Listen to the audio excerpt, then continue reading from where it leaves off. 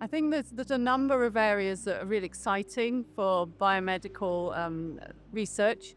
Um, One is dealing with some issues to do with how we deal with the fact data we can't centralize data, and how do we actually work with data distributed between sites, and particularly how did we develop the AI models which are that can manage the heterogeneity of the data, and hence can build models that then can be used within different hospital settings. It's a really interesting time as we start to deploy AI models, because you do get both sides of the story. You have doctors who are really keen on adopting AI models. They understand how they might support them.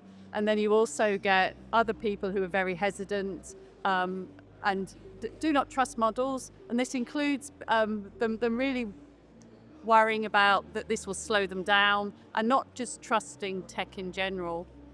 And I think part of what the research community has to do is really work together on figuring out how we can adopt, how we can develop trust. And that also includes developing new AI algorithms that will be working at the interface between the human and the technology.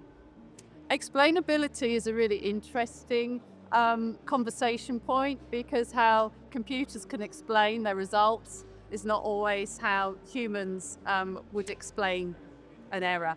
And so we're at this point where both sides need to come together, and we need to have better ways of communicating. It's more about communicating why methods fail, but equally humans fail.